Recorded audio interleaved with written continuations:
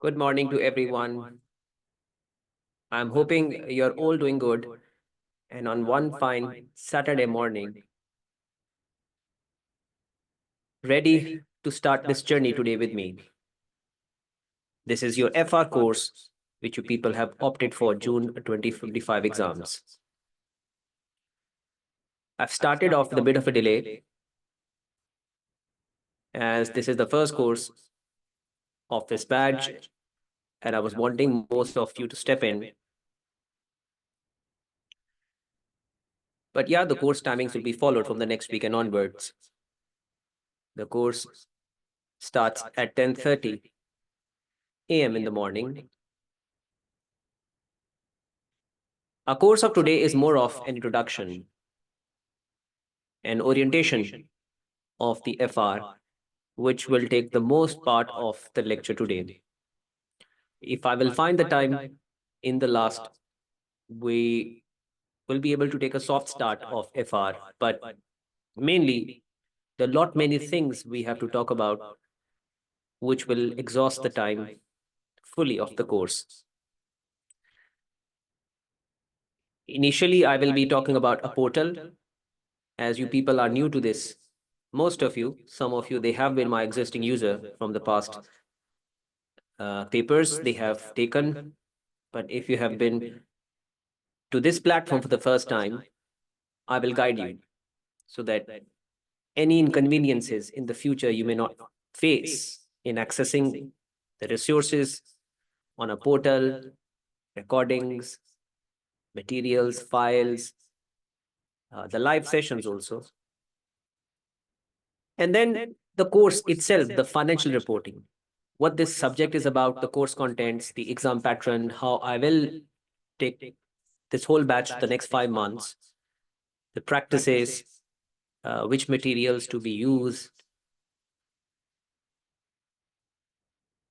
exam pattern, and all the other stuff which um, needs to be talked about in the first course.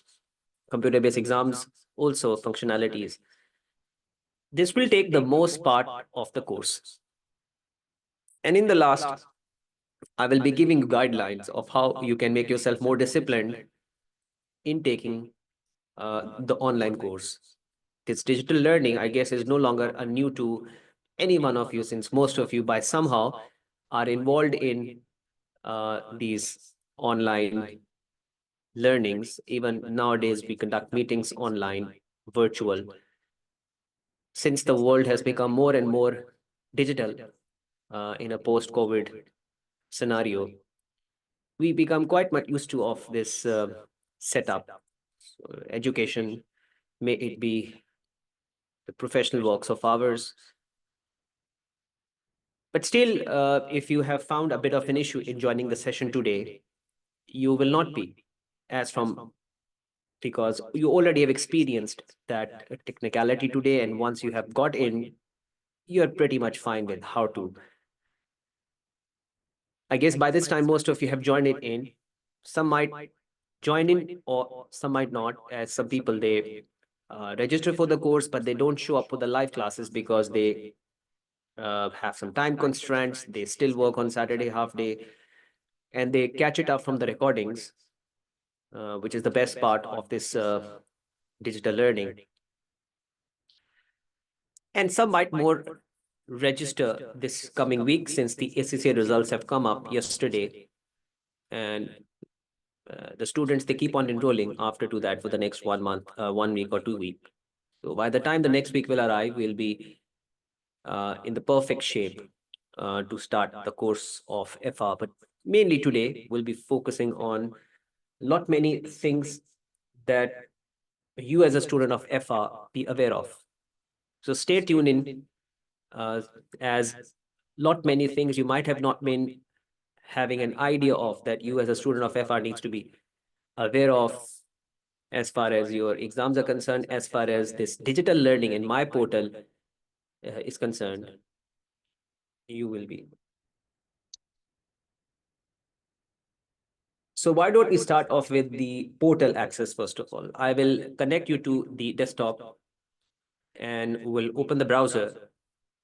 and will directly go to the portal to really show how you are going to get the access to your resources. I hope by most of you, they have accessed the portal based on the login details that they have received while they have registered. And if so far you have not, you should go to access the portal and try to navigate and see what's there. So let me connect all of you to the portal. First of all, let me share the screen.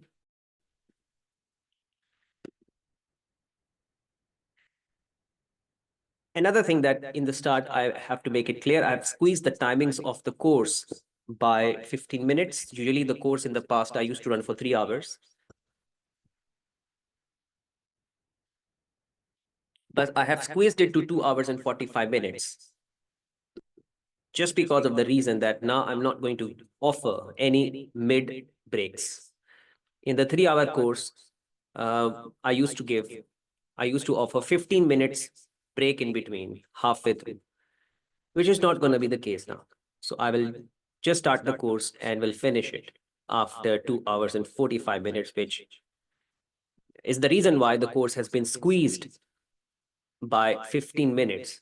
Not that the lecturing hours have been reduced. It's just because of the breaks I will not offer in between. I also have to finish all of my webinars for the day of Saturday at a reasonable time so that I can also spend time weekends with my family. So to squeeze it by 15 minutes in every course, I always can get free at a reasonable time that I can devote it to my family on weekends. Otherwise, giving the breaks, and even I used to take a break of 30 minutes in between one lecture to another lecture. But I have removed it all now. I just complete my SBR course and directly have come into FR. And with offering of no breaks in between, I can finish the day off a little earlier than I used to be in the past, which I believe is not going to be an issue anymore for you, because you still by anyhow have to be there with me for 2 hours and 45 minutes, take the course and leave away. If by a little your time matches, does not match with my timetable, just because you are taking a course of another lecturer whose course finishes by 30 minutes later, then you can join me 30 minutes after, or you can leave that course earlier and join me in. That's totally your priority. But anyhow, you will get the chunk of that recording later on to catch up. It's not going to be a big issue. Fine. The course starts at 10:30 and will finish 11:30, 12:30, 1:15. We'll be following this time as from the next week and onwards strictly. So I advise you all to even follow it. Getting an access to the live session could have been an issue in the first, but from today, you will not be. Why? Because you people are now registered.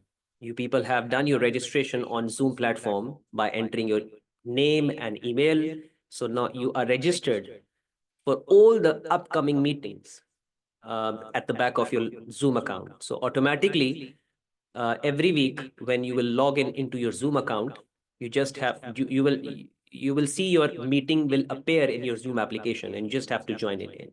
You do not have to re-register every time. First session could have been an issue, but I believe it's all sorted today. I kept on reminding you yesterday, even a day before, in WhatsApp groups that I have created to register it in advance to avoid any inconvenience on the day of the course, which most of you have been able to. Because sometimes it happens, we don't do these things prior to, and on the day of the course, when we try to do it for the first time, we find some issues. And that moment, if I'm not able to help you because I'm into a live course, before then this and after to that, it will be an inconvenience for you not being able to get into the session. So I kept on reminding you from the past 2 to 3 days to please check it before, to check it before. Or some students, they don't check their mailboxes because they, have received my email, but the email has gone into junk or spam. and they claim that they have not received an email just on the day of the course, and I find it then very difficult to communicate to because I'm already in the live session. These things are always at your end.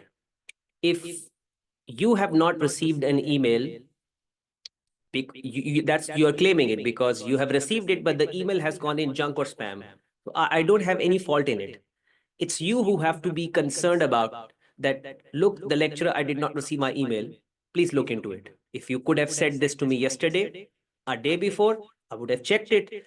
You would have checked this also, and the issue would have been resolved.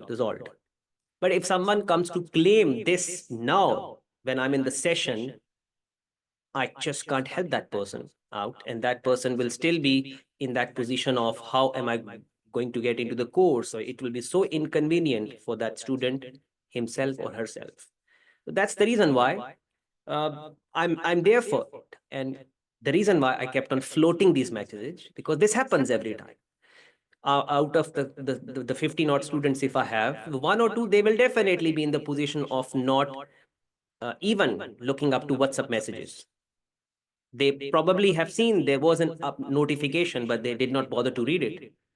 And now when the course has come up, finally, they finally have to look for the email or link. So they got stuck into it. Where is the email? Did I receive? Which link do I have to come in? So try to bring a bit of proactiveness thing in your life also. Be informed, keep yourself updated with whatever the updates and the notification the lecturer is leaving it into WhatsApp groups for your facilitation, so that at the end of the day, you do not feel inconvenient on the day of the course not getting into, or the lecturer is not responding me back because he's in the live course right now. It can happen that I could have missed your name in email list, but it can be a rare scenario since the list has been maintained in a spreadsheet file. So when the email is written, the same file is actually exported to the mailbox. So, I mean, the system cannot miss that out by any chance. So I check it first at my side, but upon me checking and all, this requires to have my labor hours into it. And if my involvement is there in the live session, then I cannot be with you, helping you out in resolving this issue. So keep this thing in mind in also for the future meetings, that if any update or notification that I have left it in the WhatsApp groups, keep an eye on that and act instantly upon, rather to delay it to the day of the course, and on that day you get stuck into it since the lecturer is no longer responsive because he's in the live course. Okay, getting into the portal, I was going to share you my desktop screen where I have opened the browser.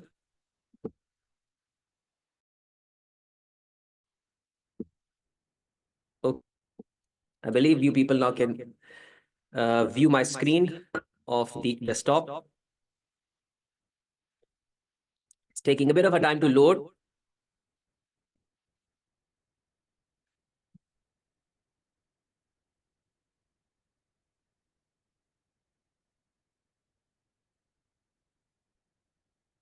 Okay, so this is my interface. I'm an administrator. You will not see lot many things that I can see right now. You will see on the dashboard your own course, financial reporting FR Saturday, as an icon. While you will click onto that icon, this is the kind of a look you will have. The sections, financial reporting demo, financial reporting lecture 1. This is exactly what you will see being the part of your portal. You will not definitely see all of these invoices, payments, system preferences, and all. Just you will see the sections. Now, these sections will grow every week, passing by, because it's a live online course. Once the live course is conducted, the recordings and the related stuff are uploaded after to that. And it takes me about 24 hours to do it. So don't ask me before 24 hours. Wait for the 24 hours to complete before inquiring that if the recording is not made available yet. or anything that is promised to be provided is not made available. Wait for 24 hours to finish first before asking.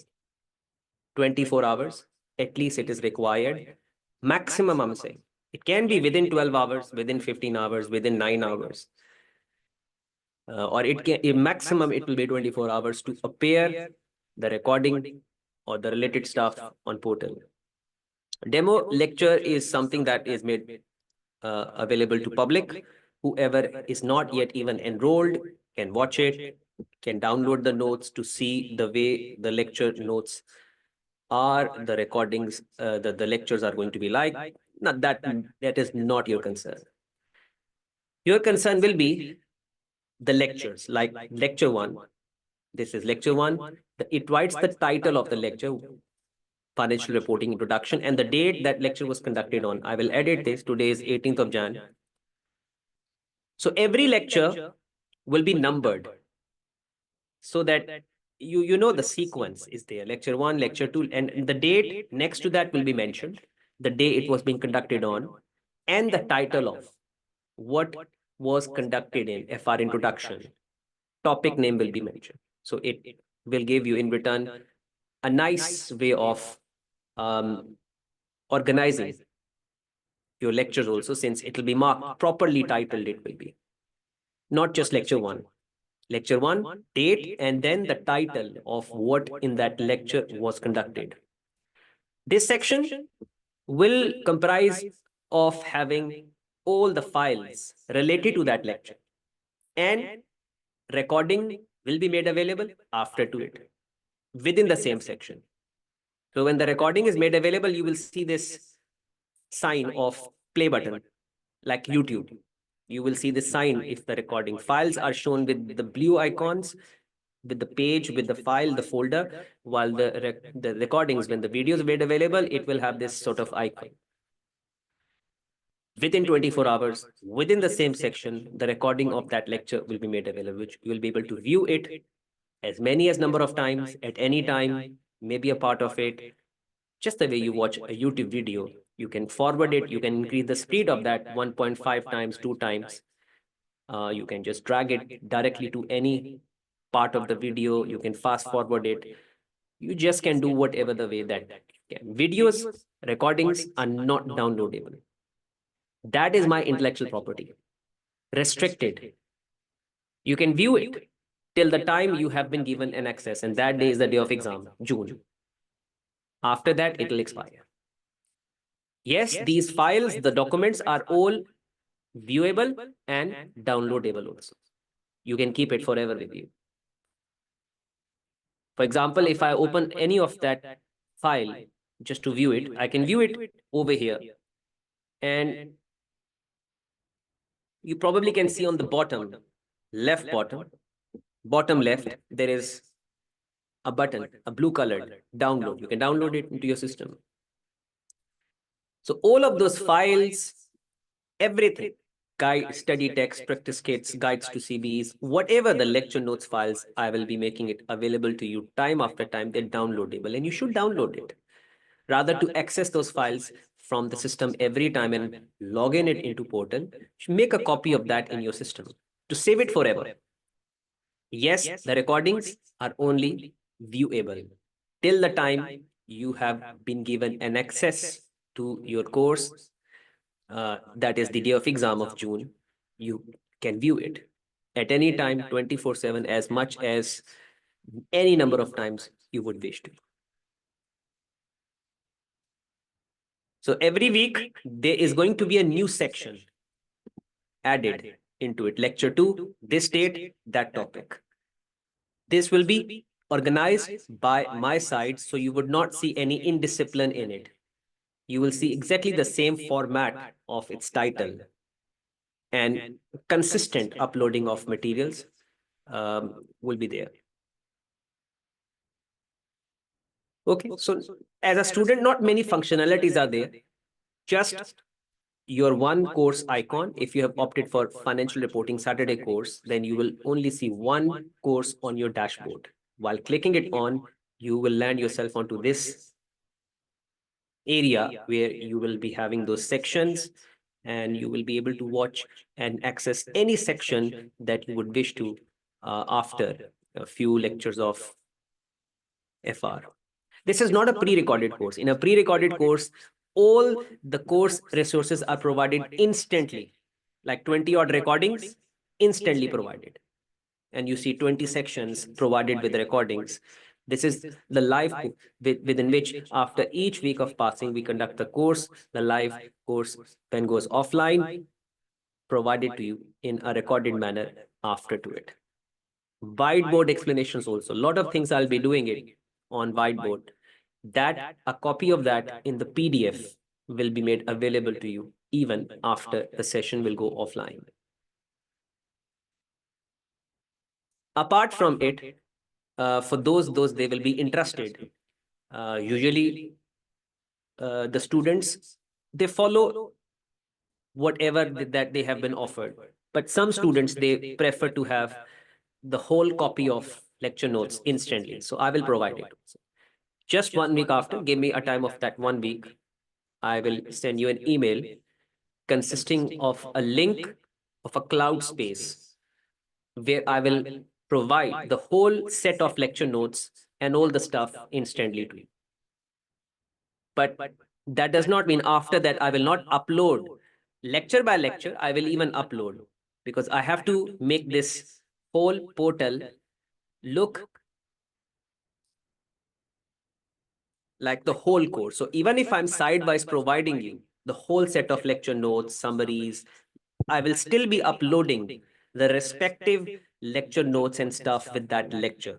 So that for those they actually are relying more on portal, they will get proper organized notes and the related stuff under the section of each lecture.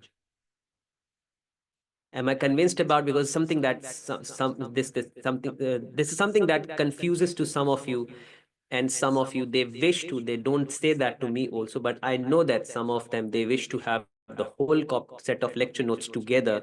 And for that reason, before you had to say this to me, I will do it, but for this you will have for wait for 1 week, since by the time the I will get more students into this badge, and once the whole list is ready, instantly I will share an access to the entire set of lecture notes in a one go.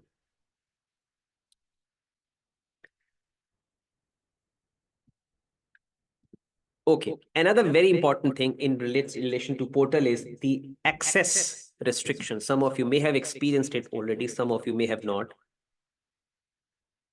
Access to this portal is restricted to 2 devices, which means you have to decide which 2 devices you have to use it for the next 5 months on this portal to access the login. Just to prevent a misuse of login details, the restriction is imposed. Since these things are shareable and easily shareable, and if the restriction is not imposed, this is something that can be shared. The login details can be shared to someone to access the same course. And this is the loss too. And you know what I'm talking about. It happens. So just to prevent the misuse of portal access and login details, the restriction is imposed. But that does not mean if the device limits are exceeded, it's always the misuse of login details. It will happen to you. So whenever it happens to you, you have to come and ask me for my help. I will reset it for you. You won't be able to reset it by yourself. Because again, if you have to reset it, then the control has been passed on to you and the misuse can easily happen. It's only me who can reset it. So sometimes when you will not be able to, you are unable to log in just because the device limits have been exceeded, you don't have to feel worry about, you have to come and ask me for.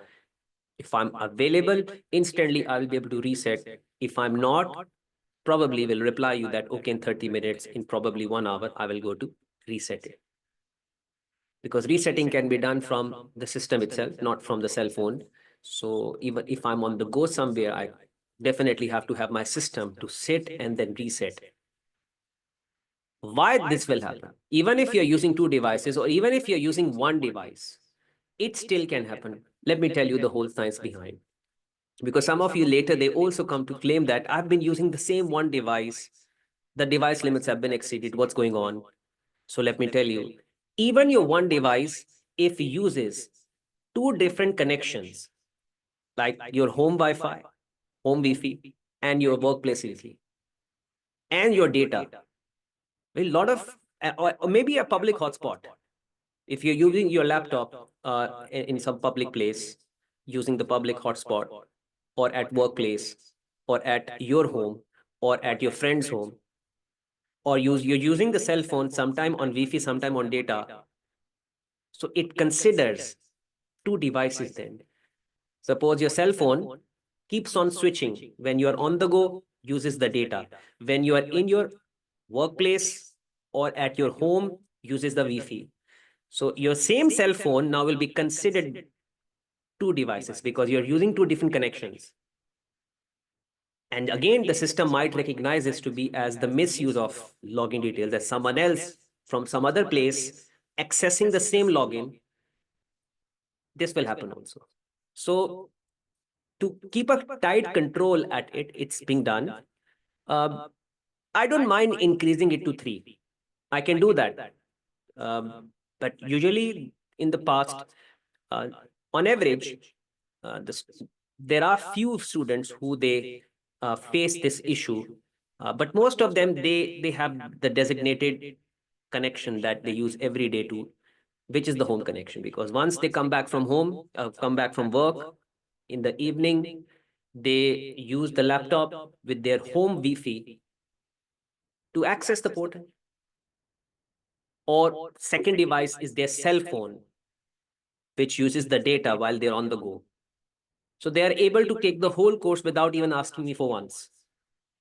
But some, they do have different habits of using, studying. Some, they prefer to study um, um, at workplaces also, based on the time they have.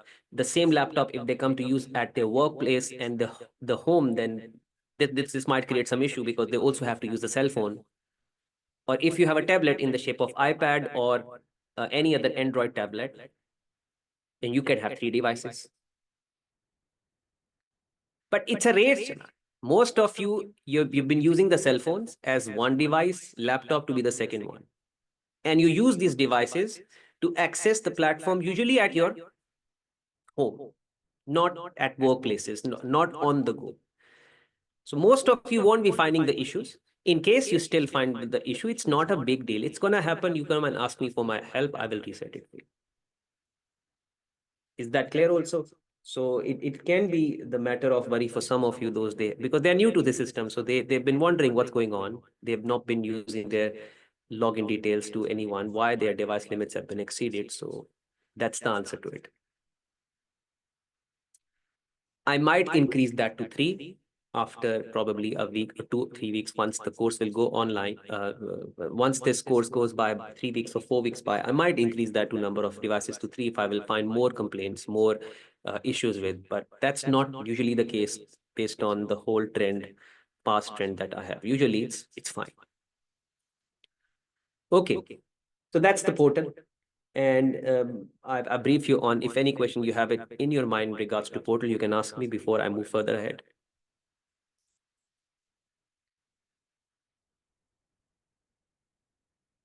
You always have a chat box to write it in. Anything that you have to ask me during the course, write me into a chat box so that I can respond immediately by reading the chat. Okay. So now I'll go and connect you to my iPad where the introduction of FR is waiting for all of us.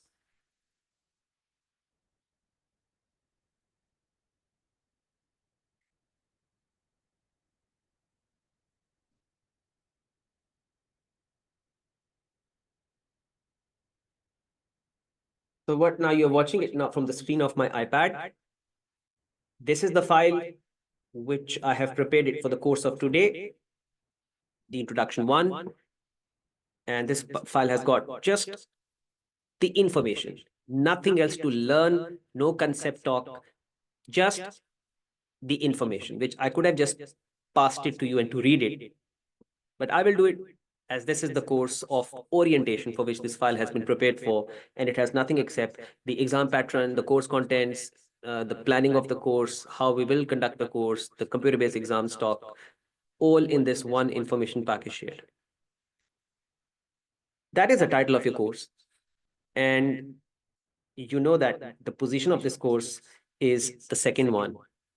In a continuation of financial accounting, the financial accounting, this course is still on financial accounting, but an advanced level. As you will get the chance to learn financial accounting more close to the way the financial statements are prepared practically for companies. Not you will still be focusing on basic debits credits. By using the same double entry bookkeeping system, you will enhance your level and learn a lot of reporting standards to be able to prepare financial statements for the companies the way that practically they're prepared. So it's a big boost to the financial accounting. Not having a good command over to double entry bookkeeping system will be a big problem.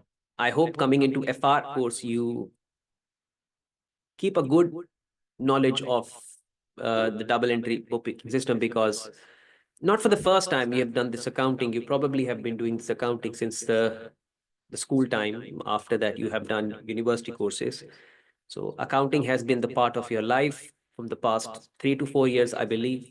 At least 2 to 3 years, you have been in the field of accounting, debits, credits you have been dealing with. Because this course will require you to have a strong foundation of what you have done in the past. No matter, my help will be there um, to try and make yourself feel comfortable. But you at your side will have to have a bit of a stuff with you. Not you can you can just start this off by bypassing what you have done in the past in financial accounting.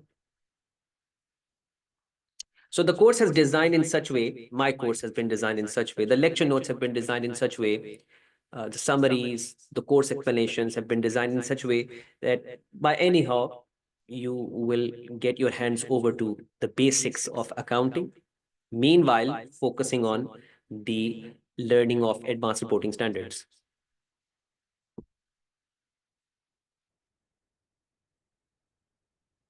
Financial reporting is that kind of paper which is considered to be a core and the most significant at level 2,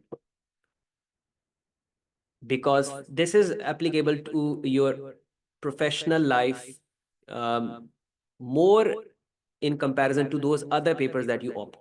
Financial reporting is more close to what you do in your everyday life. If you are being an auditor, if you're being involved into financial accounting, or if you have been involved into any stuff that relates to the financial account statements, then this is the paper that's applicable to your professional life more, because you at this level, I believe most of you, they have been into the starting phase of their training contracts in auditing firms, or so you don't get into those roles of consultancy at this stage: management consultancy, tax consultancy, financial consultancy. You actually start your career from being an auditor at Big Four or maybe some other audit firms, where you primarily in the few years of yours, you focus more on accounting, dealing with financial statements, auditing the financial statements, and financial statement is a result of financial accounting and financial reporting standards. So you still learn taxation course at level 2, financial management course at level 2, performance management, but they're not as applicable to your professional life that these days you're living. They might be when tomorrow you will become more experienced, qualified, you might get into the role of being financial consultant, managing the finance, or consulting someone for tax plannings and That might be the role you are in the future, but primarily when you start your training contracts from audit firms, you get into the role of being an auditor, junior auditor, assistant auditor, and you tend to get your hands over to financial statements, preparing it, auditing it. So in that case, audit and assurance and financial reporting, these two subjects are the core at level 2. And you should be enjoying preparing it. Why? Because they connect it to your everyday life. Whatever you learn, you come to apply the same thing tomorrow in your workplace. Or whatever you do in your workplace, it helps you in preparing the FR or audit and assurance course at level 2. It's like two-way. Not many reporting standards you will learn. It will make the life of yours easier to audit the financial statements in whichever the audit that you're involved in, and you're reviewing the financial statements. It will help you, since you've been learning these reporting standards every day, and your knowledge will keep on enhancing every week passing. This week you have covered this standard, next week you have covered this standard, so every next week you will become more knowledgeable than you were yesterday, which will help you feel more better about while you're auditing the financial statements. So it's a two-way. And then lots of things you're doing it in your practical life while auditing the financial statements. This comes, you come to apply back this into studies also, the real-time examples. This thing does not work for the other courses at the level 2 that you'll opt for a time being. I mean, whatever you do for taxation right now, level 2 has got no immediate application of it somewhere in your near professional career. Same goes with financial management, performance management, the law paper.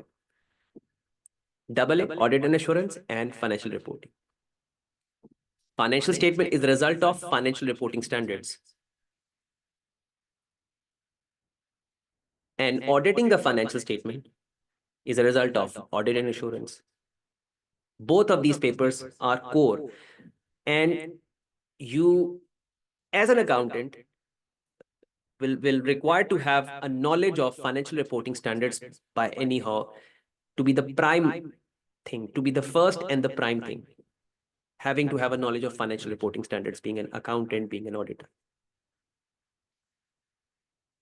So you will enjoy it, not just because you have to pass this exam for ACCA, as this is one of an exam of ACCA, but you will also respect this paper, which in a way that it will have a direct impact on your professional life that right now that you are in. Every week, you will learn a new standard. You will feel more happy about that. I have become today more knowledgeable than I was yesterday, as I have been able to learn this new accounting treatment, which I will be able to apply itself tomorrow at my workplace in auditing the financial statements. For example, you sitting into the course right now have got no clue what is impairment of assets. IS 36, because you never have studied this in level 1 course, impairment of asset, IS 1. But while auditing the financial statements, you had been seeing this. And from that moment, you have been having this feeling that I do not know what this impairment is about. But consistently, while auditing the financial statements, I see this thing, impairment, but I do not know what it is. And the moment the day will arrive, you will see me explaining to you impairment of assets. That day, you will become more happy. Oh, now I get to know what this thing is about. Now I will be able to enjoy it, watching it into financial statements more tomorrow if it comes to my way in auditing the financial statement, because I know what this is about, how to account for, how to review an asset for impairment. So please take this paper as this way, because you will then become more anxious. You will become more greedy to give you more every week, since it's a lot knowledgeable. It is a direct impact into your professional life. It's a difficult paper. It's not an easy one. as it requires you to memorize about 20 odd list of reporting standards, which is not an easy job. You have touched a few in the level 1 course, like inventory is a basic standard. You've done the same thing in level 1 course. And couple of other standards like IS-10 events after reporting date, IS-8 prior period errors, change in accounting estimates and policies, IS-16 property, plant and equipment. So some 6 to 7 or maybe 4 to 5, if I'm not wrong, at the level 1 you have studied.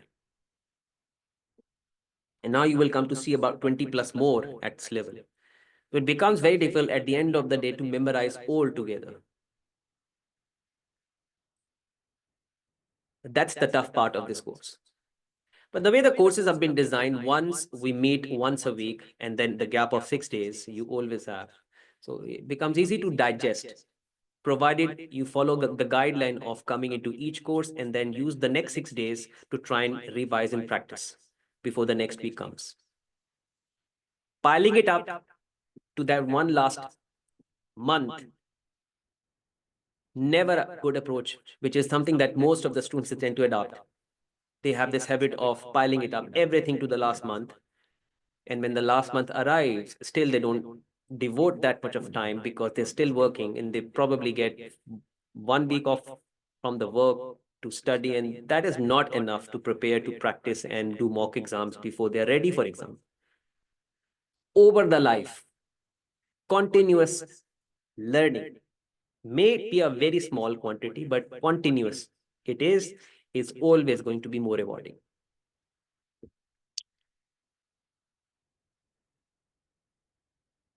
For exam pattern, I can try and decode it a little more by doing a bit of a paperwork.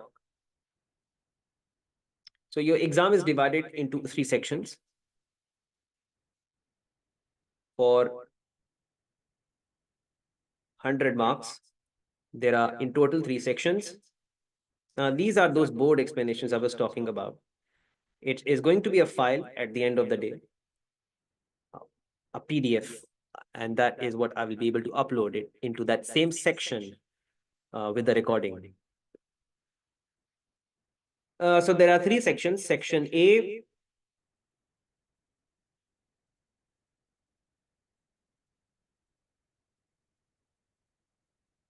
Section B, and Section C. Section A being for 30 marks. That's going to be the case with Section B also. But Section C will be for 40 marks. So that's the marks allocation. So what is tested into which section and for how many number of questions are into. Section A will have 15 OTQs, each then obviously for 2 marks, making this section for a total of 30 marks. I'll talk about this OTQs in a while. Objective test question. 15 OTQs for 2 marks each, making this section for a total of 30 marks.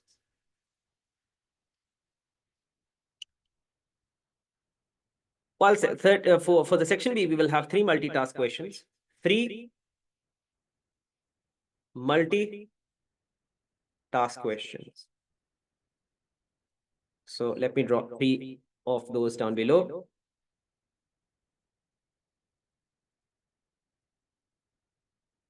Now, what these 3 questions are about, each question will be having a small mini scenario.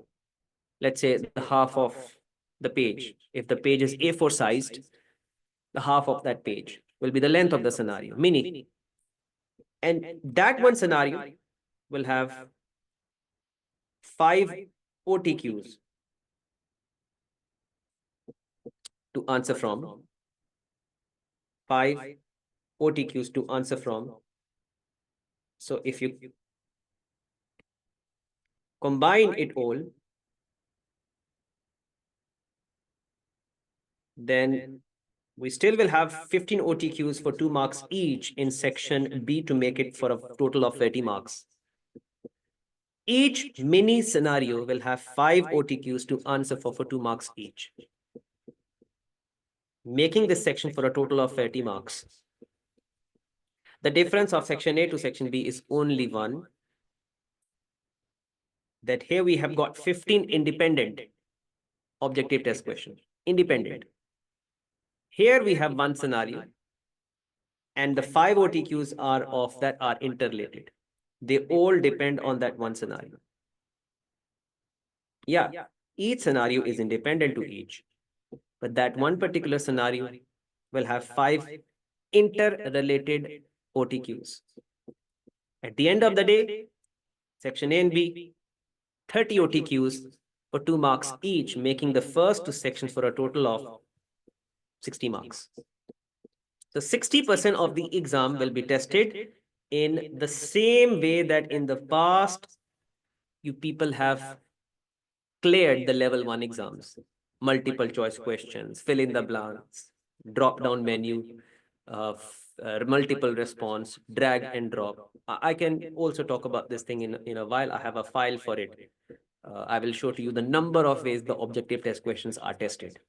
But primarily multiple choice questions, fill in the blanks are of the types.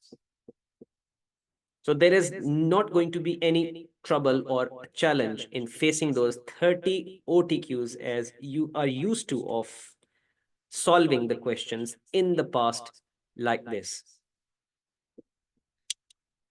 While the section C is going to be a troublesome, as this will have two constructed response questions. In simple words, first of all, let me write those marks allocation. If there are two question number 4 and 5, we don't call it 4 and 5 actually, because if this is 15, then this will be 16, 17, 18, 19, 20.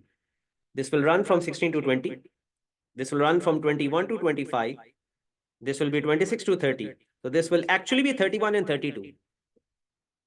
If we follow the sequence, 15 questions are here, then this will be marked as 16 to 20. This will be marked as 21 to 25. This is 26 to 30. So actually this will be 31 and 32. I have made this clear also. But if I'm writing it, this has question 1, 2, 3, this will be 4 and 5. Okay. What will be the marks allocation of it? Each will be for 20 marks each. So making this section C for 40 marks. Constructed response question, if I have to make this thing simple, it means a spreadsheet.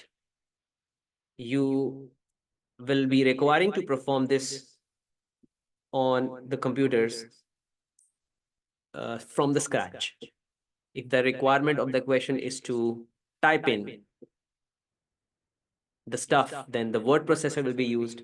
If the question requires you to prepare a pro forma, then the spreadsheet will be used from scratch, which can be a trouble for some of you, which I do not believe for most of you, because most of you at this time, they are immune to these applications. They use these applications every day in their life, may it be at work or at their personal level, using the spreadsheet, using the word processor, typing it in. I mean, that's just like nothing. But yeah, solving a question of exam on these applications can be a hurdle if you have never experienced it, for which obviously I'm there to help you. Practicing guidances will be there in the course. That's the reason why you have opted for this course. So I will be practicing questions onto those response options to give you the full insight of how to draft in. But still after that, it can be a problem, because timing is also an issue on the day of exam, as you have to solve 30 OTQs in the first place and may have to make the time available for the section C, since you do not have to work this out with your hands, rather with your fingers onto the keyboard. And if you're not being practiced, if you have not been practiced well enough on, you might take more time than usual. And this will make you not complete your exam, and ultimately making the chance of harder passing it. So at this level, I don't believe I have to give you this. I mean, you need to have a certification or you need to have a diploma of how to use spreadsheet word processor. A little guidance while doing the questions will do that for you. But then at the end of the day, it's you will be practicing it a lot. Because on the day of exam, it's you. Your hands have to work onto it, and you need to practice solving the questions out onto these applications well and well enough before you sit onto the day of exam and perform it live. I probably can provide you demonstration for maybe one time, two time, three times. But at the end of the day, it's going to be you who will be facing it all. So your practice at your side will matter the most after you will be getting a lot of guidance with me in the first place. While these questions to solve requires to have no such planning, or because ultimately if you have a technical content, you know what the topic has been tested in. By using the knowledge of that topic, you will be able to answer it, because solution to these questions will not be shown to examiner. It's going to be your rough work. So you may arrive your answer on simply a calculator or by using a paper. The option you have to select it the right one or punch it the right one. No solving, no solution. But these two questions requires to have a solution, and there has to be the proper way of etiquettes of presenting your answer, not just doing it for yourself. These things you will get to enjoy more when we will do it by this, by ourselves the whole next 4 months.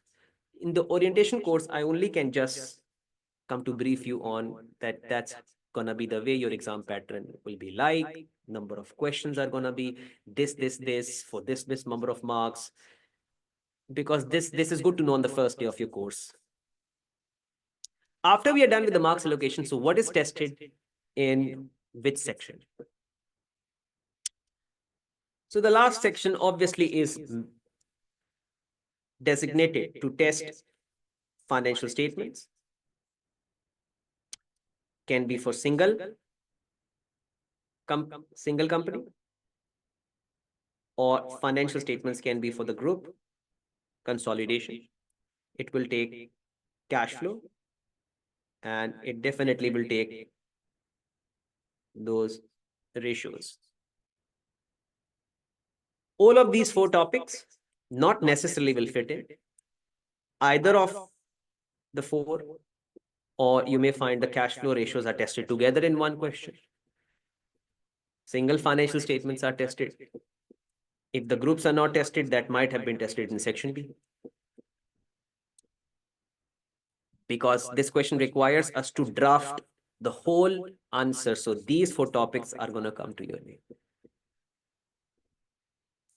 Financial statements are obviously to be prepared on spreadsheet, but if the question comes on the ratios, that will be performed rather on word processor. The calculation of the ratios will be shown in table.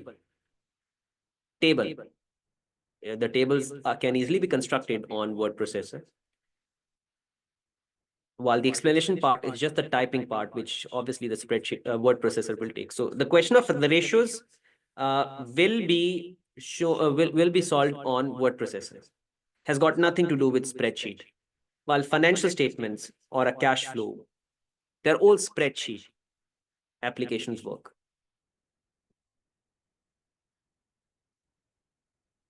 While these questions, all of them will take what? IFRSs. This course is all about learning the financial reporting standards. So that's going to come to your way in the first two sections. Even the last section, the financial statements that we're preparing, is in compliance with reporting standards. So by anyhow, preparing the financial statement is backed up by IFRSs.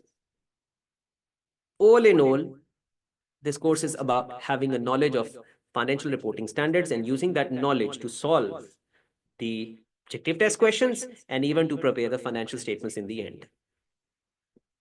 It's all about learning those 20-odd list of financial reporting standards. Yes, it can happen that this mini scenario may take one accounting standard, suppose IS 23.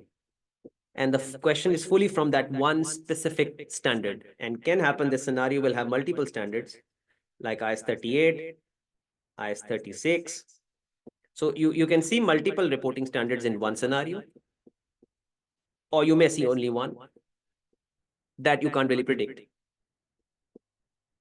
You may can see if the group financial statements are not tested here, they might become a part of this question for 10 marks. These questions will take again old topics. You can expect to see maybe one or two questions from regulatory and conceptual framework in section A. One question at minimum, two questions at maximum on framework. That's the importance of framework. A topic that requires to have more of your own reading, out of which at least one, at most two. That is the exam importance of regulatory and conceptual framework. Students, they push a lot hard on those areas that they're not supposed to. And I make them convinced. And some of them, they're still not convinced. The time that they have to spend on what they don't, they spend time on those things that they're not supposed to. Maximum two questions means 4 marks. Minimum one. That's the importance of regulatory and conceptual framework. So don't push your energies on something that will reward you nothing or too less the reward is. Spend time on all that stuff which is requiring to, and that is rewarding because they will be tested across the exam city. The proof of that I can show to all of you. If you look onto this on the next page, this has been a specimen paper. I've analyzed. Same way, the section A has got 15 OTQs for 2 marks each. Section B has got 3 multitask questions with each being for 10 marks. Section C has got 2 questions for 20 worth marks.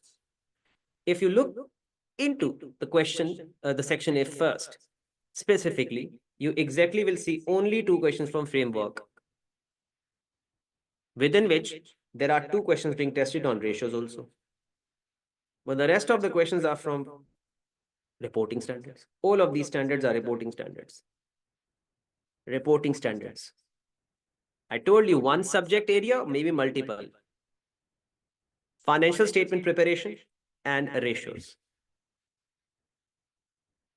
That is the importance of regulatory and conceptual framework. In the worst of the worst scenario, even if you will not prepare it, as you suggest that you have less time to prepare, then you cannot compromise over to the quality of reporting standards, at least, because they will be tested bigger.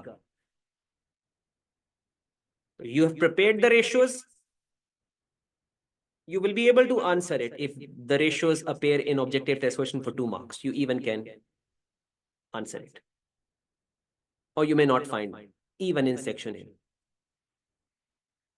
But it's majority reporting standards. Even financial statements, when you are asked to prepare, I told you it is backed up by reporting standards. So it's all backed up by reporting standards. Otherwise, financial statement is just like a format. According to IS1, you know how to prepare. The first half of the statement of financial position, the second half of it, the contents of it. But all the accounting within it is backed up by accounting standard. So I will revise the whole preparation of financial statement when the time will come.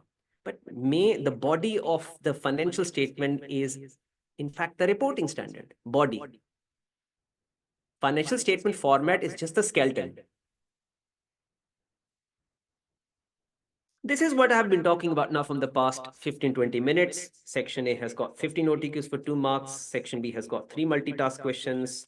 Section C has got 2 questions for. So I'm done explaining it to you already. Exam days mentioned for your reference is always on first is the exam of FR, and according to the calendar for the June, it will be on the 5th of the June. Mark this date for your diaries, as you have to plan your exam in advance. Very important what I'm going to say right now. Sometime in the country that you are in, the exam seats are limited because there are not many exam centers around. So on that one given day, at that one given time, because of the whole of the demand, you might not get your seat. It happens. Many times it happens. And many times I have informed the students in advance. Like right now, I am telling you, and later I will keep on reminding you by floating the messages on WhatsApp. Once the standard entry opens, at your earliest, book your exam. Later, you might not get your seat. It has been the issue. I've I faced it. I'm telling you, whatever I face it, I deal with the students every day in my life, the past many exam sittings. Since the day, especially, I've been into the digital way of conducting the courses, dealing with the students from over the world. Some countries, they don't have issue because they have a lot of centers, but smaller countries, smaller cities, they have issues. So you find it so hard to get the seat of yours, and then you have to delay your exam. Disturbs the whole plan of it. So please, once the standard entry opens, no matter the standard open entry will have a window of 2 months, but that's from ACCA Global. Your specific country, your specific city might not have that space to cater all the students at the same time on the same day. So you should not delay it. Okay, standard entry still has to expire in a month. So I will see in the last week. So till that time, you might not get any space left in your city, in your country that you're in. It's a very serious issue. Many times in the past, I have conveyed the students and I kept on reminding. In the end, still some of the students, they don't bother to pay really attention to, and later they come to ask, okay, I did not get the seat, so if I can get an extension to my course, if I can get my materials from you, because I'm not sitting my exam, I did not get that space. And the whole mess up of their studies, because they plan it for June, now they have to go into September. They never thought of, but now they are bound to, because they did not find any exam center for it.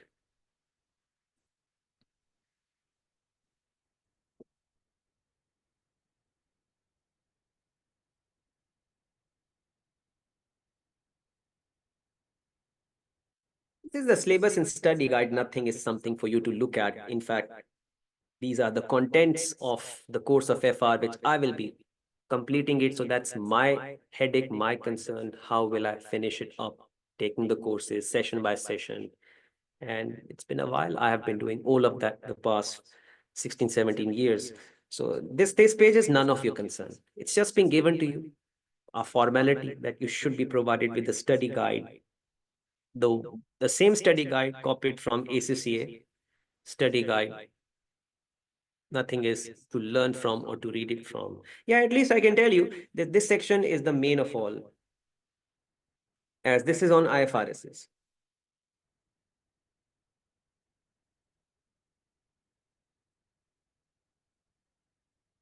If you are able to learn it, then you'll be able to prepare the financial statements. The financial statement is an end product.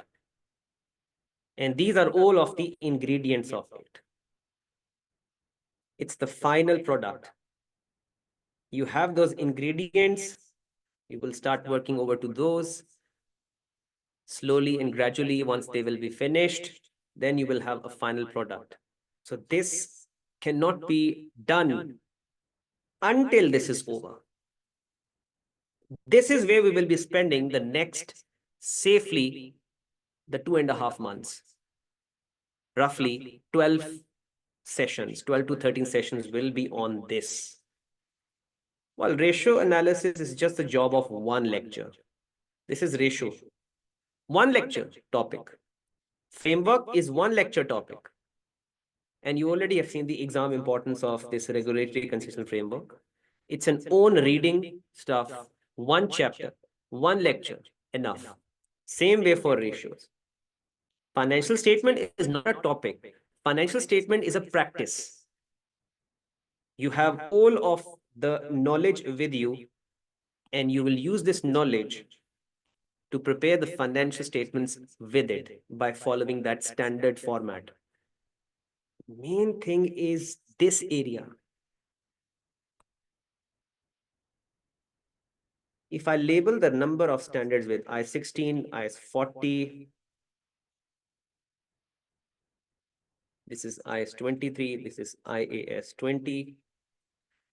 Intangible asset has got IS-38, inventory is IS-2 and IAS-41.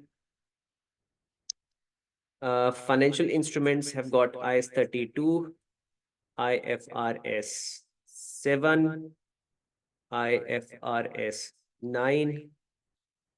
Do not have to cram it. By the way, I'm not writing these numbers so that you start cramming it. Just writing it. By the time we will be spending lecture over to each topic, naturally, being the part of that process, you'll be able to remember it. Leasing is IFRS 16. The previous standard was IS 17. Now it has been changed to IFRS 16. This is IAS 10. IAS 37. Impairment is IS 36. Taxation is IS 12. This is IFRS 5. Reporting financial performance. No, this is IFRS 5. Foreign currency transaction is IAS 21. And many other that might have not mentioned it will be a part of it. This is the real time-taking task. Spending a time on each standard, explanation of it, practices of it, objective test questions over to it. It takes a time. Session by session, we pick one standard for each session and we finish it. Just saying it, but not all the standards will require to have one session each over to. Sometime in one session, we complete two standards. Because not all the standards are lengthy. Some of them are easy to handle, so you can finish them off, maybe two standards in one session. Some standards might require to have a whole lecture. And on the next, you also can see the list of the IFRSs. Such a long list of IFRSs. Out of which some of you people already have done in the past. If I highlight those, you already have done this in the past: preparation of financial statements, the presentation of it, the inventories, the statement of cash flow, IS 8, IS 10, IS 16, IAS 38, provisions also. So these are the few of those which you have touched it in the past. Touched it in the past means level 1, and touched it because you still will see a lot of updations, not updations, I would say expansions, because you people have done IS-16, but not the full version of IS-16 at the level 1. Still, it has got some more stuff to learn from. Same goes with intangible assets. Same goes with provisions. You people have touched these topics in the past, but the smaller versions of these topics, you will see the full versions of these topics at level 2. So I'm not highlighting these standards just because I'm not going to touch this in FR. I've just touched it for your reference that these standards at the level 1 course you people have done in the past, which will need to still to be prepared at level 2, because they were not the fuller versions of these standards at the level 1 that you have done. Still, they have many things to learn at level 2. So I will come to explore every bit of it. Apart from it, if I highlight the standards of consolidation, I will take this one, 28, IFRS 3, IFRS 10. Now, these in the yellow ones are the reporting standards of consolidation. And we complete the standards of consolidation like a topic of consolidation, not standard by standard talk. So these four standards will be a one topic of consolidation. So when I will conduct the lectures on consolidation, those will be backed up by these four reporting standards. Well, the rest of those are all the new standards, which for the first time in their life, you people will come to learn: income taxes, borrowing cost, change, foreign exchange effects, impairment of assets, earning per share, investment property, agriculture, assets being held out for sale, financial instruments, revenue, leases. They are all the new reporting standards. That's what I'm telling you, that this FR is the biggest of the boost in the field of financial accounting, where you had been focusing more on debits and credits in the past, and you have to continue that double entry bookkeeping system in order to learn lot many complex areas which really are used in the financial statements of companies nowadays. And you get the chance to learn the preparation of financial statement more close to the way, practically speaking, and nowadays are prepared, which obviously in return helps you in auditing the financial statements. Then comes the list of chapters, uh, 19 of them. All of this syllabus and study guide is being divided or allocated into 19 chapters. 19 PDFs. I will provide it to you in a week's time. Like I told you, I will share all the materials over to a cloud space and will send you a link of all those 19 PDFs alongside some other stuff in one folder. But the list at least shows, okay, we have 19 chapters and like a checklist. In the end, you will be feeling like, okay, we have done this, we have done this, we have done this. So if I try to decode this list of chapters, we have the first three chapters on group financial statements, consolidation. This one is a revision based, as it will be a revision of IS1, presentation of financial statement. This chapter is about the formats and IS1, in fact, the presentation of financial statement. Generally, you can recall the way the financial statements are prepared, but to really get you back into the exact way, when we will do the questions on financial statements, automatically this thing will be covered.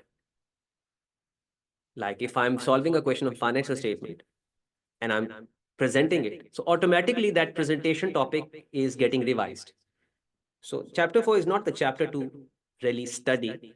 It's the chapter within which the formats of the financial statements being talked about, and rather to go and view them and revise is not a good practice. Rather, to really practice the question and really revising the presentation part, that way is more rewarding. And we will do that obviously towards the ending part of the course, since I already have told you that financial statement is the end product. This is what needs to be get done before we are able to prepare the financial statements into the last. Then we will start the course from this chapter. And then after that, we will follow a sequence till the bottom. Each of these chapters, they have all of those reporting standards. See, all of these chapters are on reporting standards. Those reporting standards that I have mentioned, section B of the course, these ones.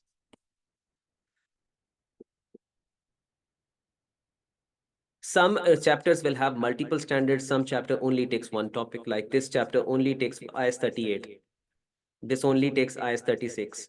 This only takes IFRS 16. While tangible non-current asset has got 4 IFRSs in. So, depends upon the nature of the topic. Some chapters might have multiple standards. Some chapters only will have that one specific standard in. But all will be covered. If I take this moment to show to all of you the way the lecture notes are written, the way that they look like, A sample of that is in front. When the chapter starts, it starts off by writing the title of it first, the number of it, and the number of standard this one chapter has it in. Provides you the clear guidance, okay, that these 4 areas are going to be covered in. Why? Because these 4 are related. So we study them in one chapter, we enjoy it better because they are all related. You can't be learning them separately. You have to put them in one chapter, and like a one pack, when you learn them, all of them, for you enjoy it better. You actually get the better flavor of these standards when you learn them together in a quick succession. So they have been put into one chapter. The lecture notes are not as lengthy as the study decks are, but these are at the end of the day the lecture notes, so they are not even the summaries. It's in between. I have the summaries I can show to you in a while. The lecture notes will have a content which you as a student has to read, and that reading part becomes easier after once you take a live session, because I decode the whole chapter while explaining. So naturally speaking, the chapter starts looking easier to you when I'm done explaining. Right now, obviously, you are trying to read it. You will be like, okay, there are a lot many things are written here. But when I will conduct the course, spending a time over to this page, the whole of the stuff has already been decoded, and you know what is written there. Then you find it comfort thing to read it afterwards. So this is my responsibility to make these lecture notes easy for you to read it after. For that reason, you have a patience of 1 week. Once the course will start the next week, you will start getting to know the way the course is particularly conducted, the topic is explained, the practices are done. You will start getting to know all of that from the next week. The applications are there. These applications are not exam level applications. These applications are topic specific. Means you have completed the part of the topic and you come to revise it by doing the one example. I will be producing the solutions of all of these learning examples live in the course. The solutions to these learning examples are there at the back of a chapter also. Like normally in the study text you have, these are the solutions. But I will not be placing the solution in front and will try ask you to read it. I will be doing most of the stuff by my side. But as a backup, you have been provided with the solutions of it in the end. Once we are done with one topic, suppose the first reporting standard is over, we are done working, understanding the whole of the content, we are done practicing these learning examples related to this reporting standard, then we go to the practice kit to work objective test questions from. And this is where the one topic will finish. And the same cycle will then repeat for second standard, third one, fourth standard. Explanation, topic specific examples, and then in the end, exam style objective test questions. Meanwhile, while we focus on completing the lecture notes, we also focus on summaries. Now, these summaries are the game changer. This makes the whole thing easier, not just to learn, but to memorize. Mind mapping. This is the I-16, and you can see the amount of stuff, not in the way the text is written, but in the way of flow charting, shapes, bullets. These summaries will make the whole topic look the easiest of all. So it's a mix of lecture notes, summaries, taking a little bit from the lecture notes, taking a little bit from the summaries. Once the topic is understood, working those topic specific examples from the lecture notes. And once it's all over, we have a practice kit to work all those objective test questions from. Once this activity is completed for one standard, then the next standard will be lined up to repeat the same cycle on. And this way, session by session, we will keep on finishing the reporting standards by taking about 11 to 12 sessions. All the reporting standards will be finished. 12 sessions, 11 to 12. That will be the time we will become eligible to start applying that knowledge into financial statements preparation. Because the whole of the time we will be working objective test questions. And once the whole of the knowledge will be gained, we will get the license to start applying the same knowledge to work the financial statements on. And that will be the time also we will even get into the topic of such as cash flow, ratios, and consolidation. Consolidation is always to be done in the last. I can show you the whole progression plan of the course. Even being a part of this file I have shared, if you look into this plan from week number 1 to week number 12, reporting standards. These are all the reporting standards: earnings per share, financial instruments, provision, taxes, reporting financial performance, inventory, agriculture, leasing, impairment of assets, tangible, all of these standards will run till that week, as I have told you. Cash flow will come to our way in about 13th week, just about a lecture, just about a lecture. And then the consolidation will start, which will take 5 sessions over to it. 5 sessions. A lecture on ratio and on framework will finish the course. This is the rough plan you have to have in the mind, that the first 11 to 12 weeks will be focusing on reporting standards. After to that, we will get into a statement of cash flow by spending just a lecture on. And then we will divert it into a consolidation to the last month of the course, say by spending 4 hours, 4 sessions at minimum, 5 sessions at maximum on consolidation.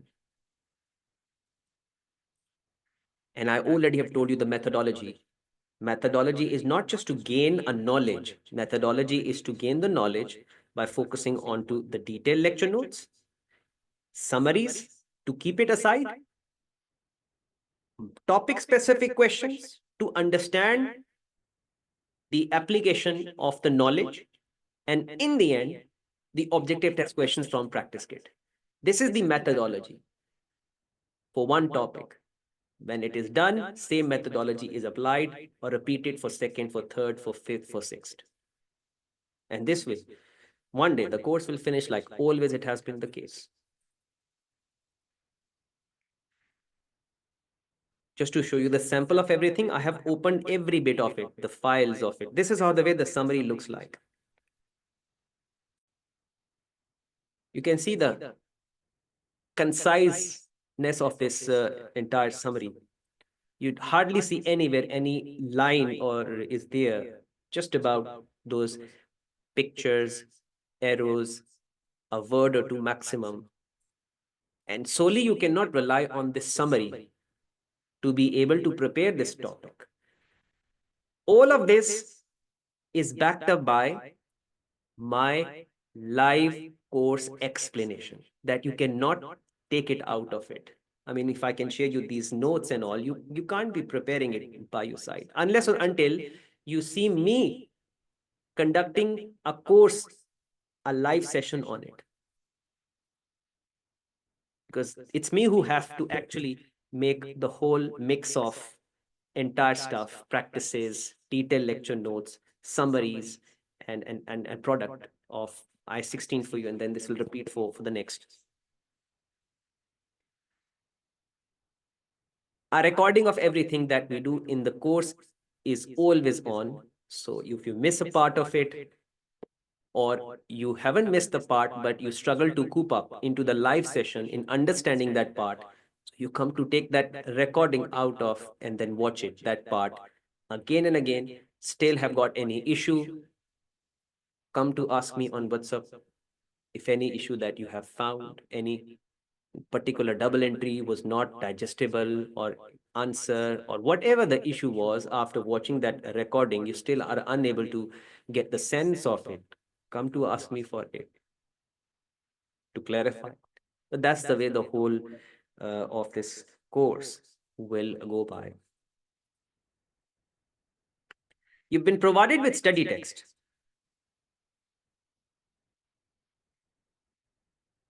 The Kaplan one, but this has got a limited use. This has got a limited use, or I would say no use, as we have got our lecture notes to concentrate on. We have got our summaries to concentrate on. We have got our whiteboard explanations and lot of stuff to focus on. Study text I have provided because some of you, they need to have, because they at the time of enrollment, they come to ask if I have been providing it. So I'm providing it. Rather, I have to get into that debate of not providing because I'm not using it. So it sends them back a signal as if the package does not include this and that. And so I provide it, but by the time they become the part of my course and they realize that it has no use in it. You will see it the next 4 months. I'm not going to touch it ever. And if I'm not going to touch this ever, you will not even be. Why? Because you will feel this thing irrelevant. When my class is based on lecture notes, you are bound to focus on that. I mean, you will not feel comfortable going into study text and looking for those topics when I'm explaining you that topic from the lecture notes. You will be bound to focus on lecture notes naturally, or whatever the resource that I have been using. You will be bound to focus on that. You will least be bothered with this study text that I'm providing to you in the first course just to make you happy. So I'm not going to use it, because lecture notes are more concise, friendlier. And if I'm going to lecture that particular topic from the lecture notes, you will find it at ease reverting it back to lecture notes to revise that topic from, not from the study text.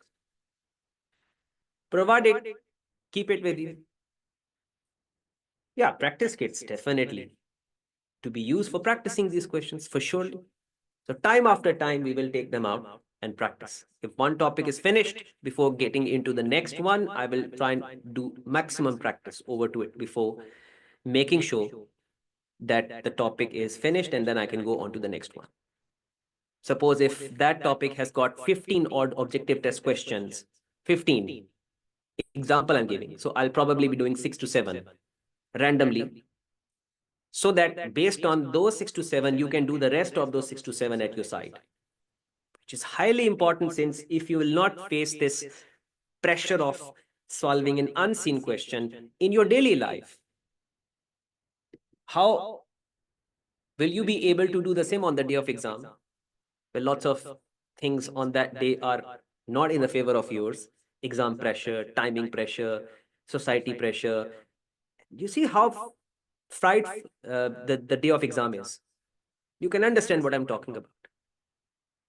And time is always a worry. Time is running out. Have to do this, have to do that. And we get panic. Our hands and body, minds are always shaking. So if in the daily life that we live in, if we can't practice any unseen questions at our side, then imagine the day we will be exposed on the day facing all of that unseen stuff. So enough of the work I will do, based on to which you will be given a license to do at your side. Then the chance is there that you will be having a chance of passing it. If you will just come and sit and watch me, whatever I'm doing it for you, and feeling it like that you're preparing, you're not. You may have been becoming technically sound, but you will never be getting the courage to do all of that by your side on the day of exam, unless or until you follow the guidelines and instructions of practicing good amount of questions at your side after I'm done my part. My part is that I first come to explain you the topic by using the detailed lecture notes, by using the summaries. My part is to complete topic specific examples from lecture notes. My part is to work good amount of objective test question from exam kit. Now, my work is finished now. I've done my part. Your part is to revise and then practice good amount of questions at your side to be able to give you that feel that, okay, I'm done with, I have managed to solve these questions. So that means on the day of exam, I will be able to solve it. And then keep that topic for a later revision in the last month. And repeat this to every topic consistently. But sometimes we become so serious that 1 week or two, we are so strict to our plannings. But after that, we become so careless. It happens to our diet also. When we start dieting, we take good food, clean food. We do all those walking, jogging, and gym. And then after 1 week or two, we stop doing it. The whole level of motivation goes down. We no longer like to eat that healthy food. We don't like to go and hit the gym every consistently has to be there. So when you do that for one topic, you have to consistently do that for second topic, third topic, fourth topic, fifth topic. And this way you will not realize how the 4 months will fly by and you'll be better prepared. I've shared two practice kits. The one is from BBP and the other one is from the Kaplan. Because I have got the both. And both are valid. It's not a tax course where the Tax Finance Act changes and then you have to have a new exam kit every time. So the Kaplan one is the latest one. The BPP is, I guess, a year older or 2 years older. Both are valid. There has not been any change in the financial instruments, financial reporting standards. There has not even been any change in a syllabus also. So both of those practice banks are perfectly valid. You can practice as much as from the both. It will be my choice. When I will go to practice few questions, I might be doing that from the PPP one or Kaplan one, because both are valid. I've got the both banks with me, so I did not mind sharing both of you.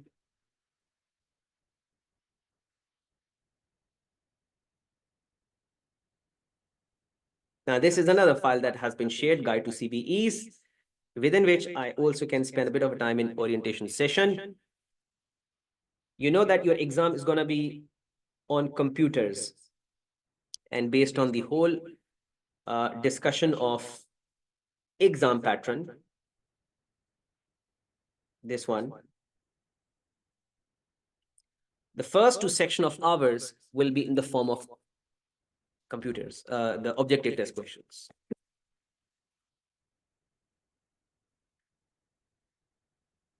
So we know from the past the objective test questions, and they are not easy to solve. If someone is thinking that it's easy to get marks because they're small questions, they are not. I can tell you the reason why. The first most common example of objective test question is multiple choice question. I can write it once again over to this page, section A and section B. A total of 30 OTQs of 2 marks each.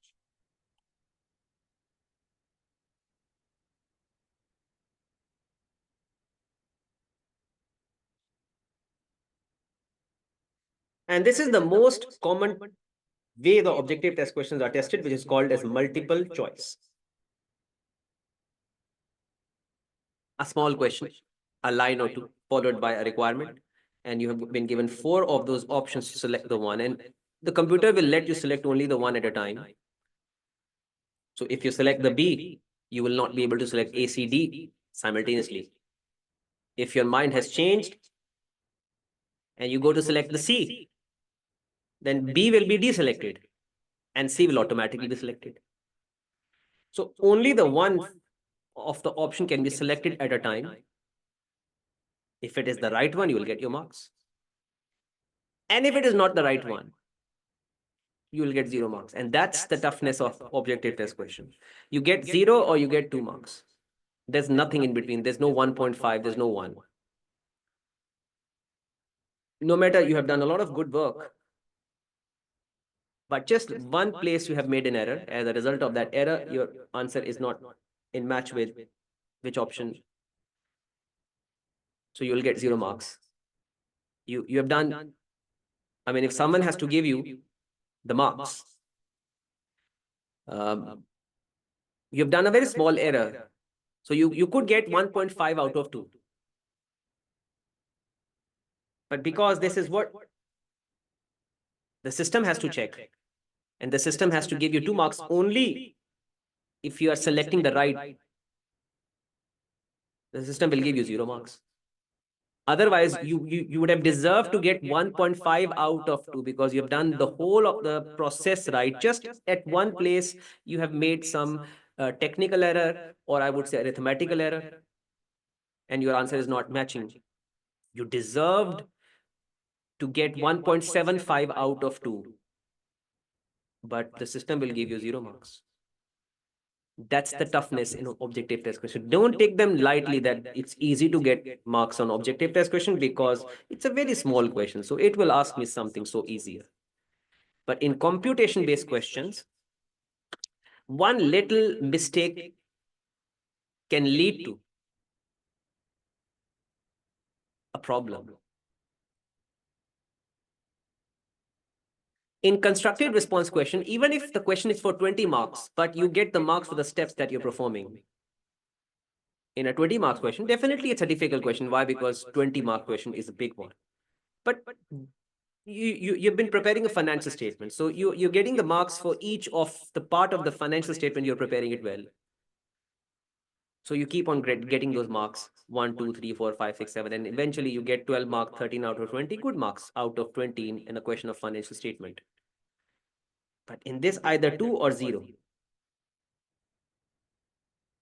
So you have to be absolutely right on the knowledge which they have tested us on in order to get 2 marks. Else your efforts will go in vain. 99% of the standard, you know. Just the 1% you do not. So you will not be rewarded for the 99% of the work that you have done just because the 1% of the work you have made the mess of it. Are you getting what I'm talking about? Either prepare it 100% or don't even prepare it the 99%. There is no benefit of spending even that much of time. In the end, if that 1% will make it wrong.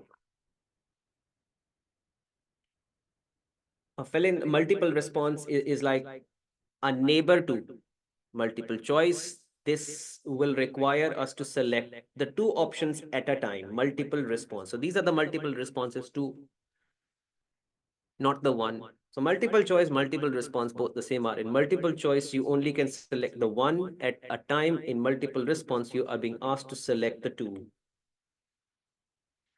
Well, then comes the fill in the blank, which requires you to punch in the figure 1, 2, 3, 4, 5. And if the figure is the negative one, then what do you have to do? If the figure has got decimal spots, what do you have to do? You know all about that. And again, exact figure needs to be punched in. If one of the figure does not match with the system in the back, you will get 0 marks. That's the difficult part in objective test questions. It's not easy to score marks in objective test questions unless or until you're absolutely prepared for the topics.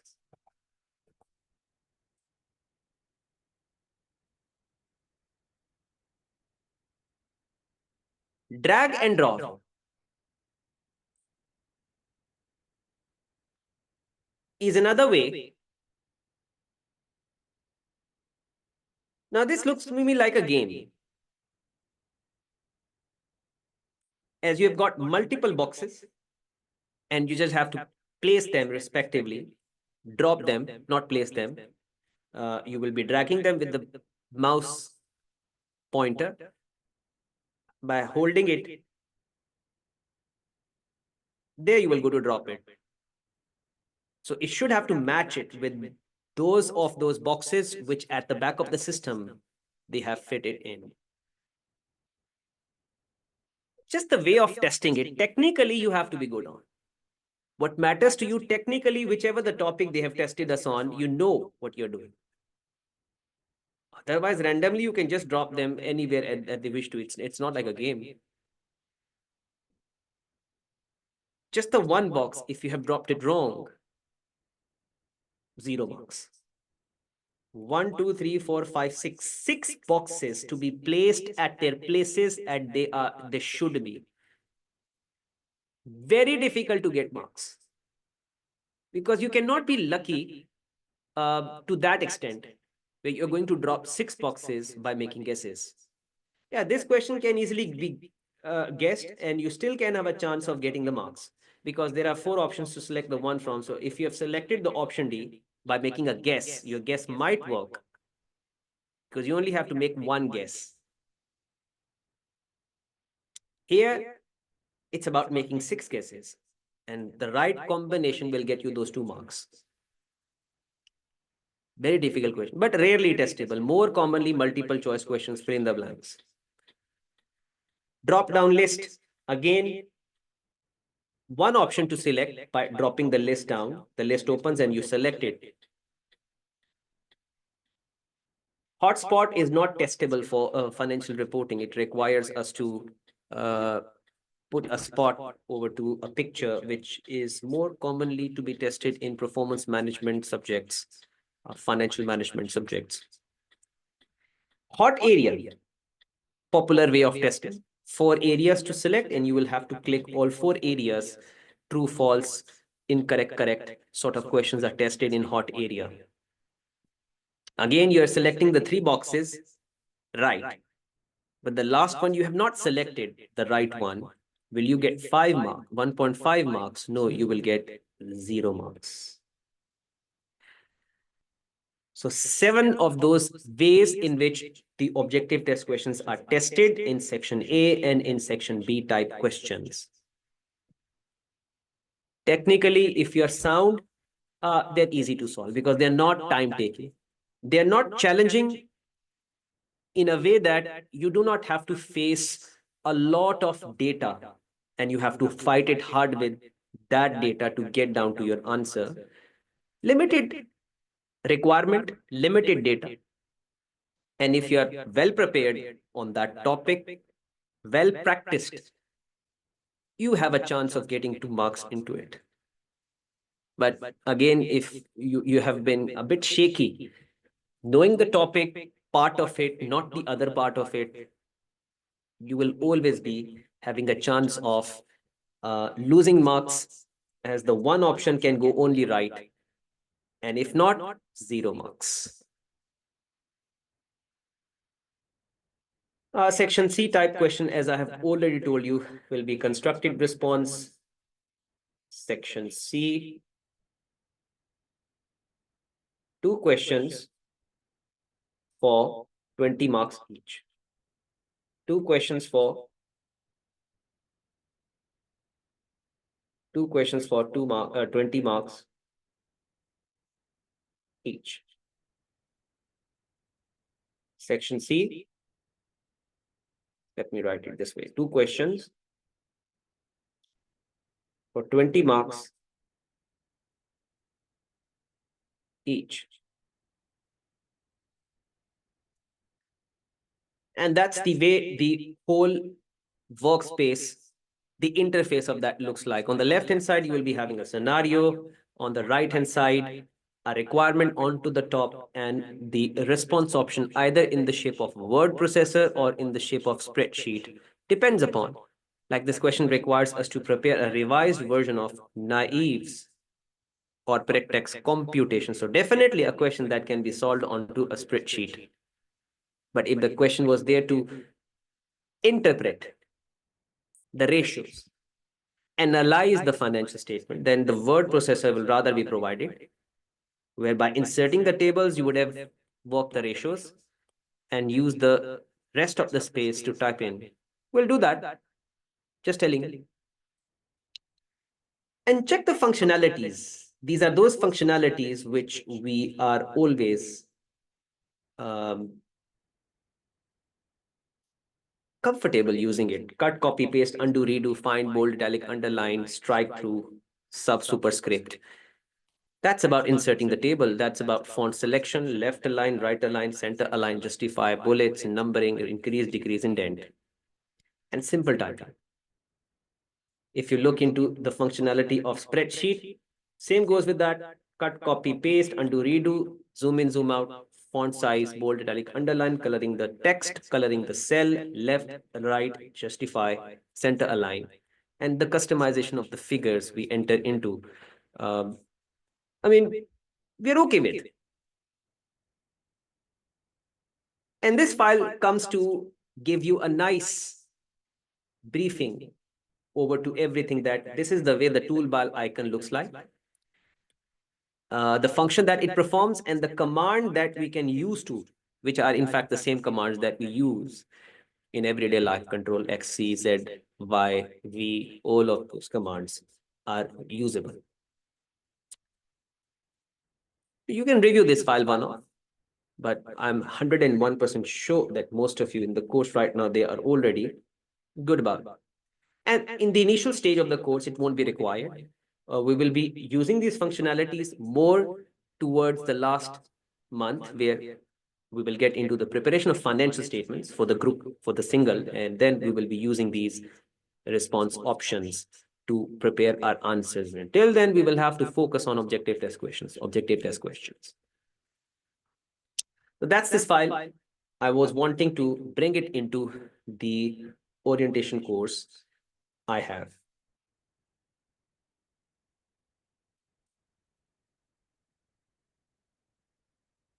A sample of lecture notes been shown to all of you. A sample of summary has even been shown. The study text, to remind you, we're not going to use it into the course of hours, just provided as if someone demands me to later, so I provide it, but not going to use it. Practice kits, two of them are provided. Both are valid to be used for your practicing. I might be practicing sometime from that bank, sometime from this bank.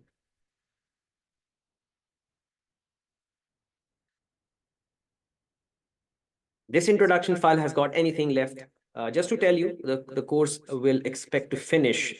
Usually the trend is that the course ends the first week of November, May. This is June exam. So first week of May, the course should end by, and this is the time that usually I finish the course. Since after first week of the month of May, you are given a month at your own, since the exam is lined up in the first week of June. So when you're given a 1 month, you get your own time to sit, revise, and practice enough before being eligible to sit in the month of June. I don't usually have the habit of dragging it to the last week, to the mid of, because in that case, the student, they hardly get their own time to sit and really prepare the course, because the whole time you will come to take the course every week and occasionally you will revise and you will wait for the course to end, and then you will start preparing it at your own, because this is how the way the things goes. I know that the student, they have a tendency to prepare and push efforts into the last month. That's the norm. The whole semester they come and just take the course. Even some of them, they don't bother to, and they lightly revise, little, not much burdens being put over to the shoulders of the student. They just come and take the course, lightly revise, and drags the whole of the stuff to the one last month. So if that one last month is not been given to you, just because we are still taking courses, then you're never in a good position to go for your exam, since you're not given a bit of a time at your own to revise and prepare and practice. So the course will end in the first week of May. And then the month of May, in the mid of, there'll be a revision course, a crash course, which will be another activity. If you will be willing to join, you might come in, you might not come in. But usually that is planned in the mid of the month of May. It will be a separate course. The dates of it, the details of it will be released in the month of April. And all of those things are advertised, well publicized on website and all of my social media platforms. And they're floated messages in the WhatsApp groups also. Apart from that, anything is left in this introductory file. I don't see it, as I have already been able to talk about everything. Yeah.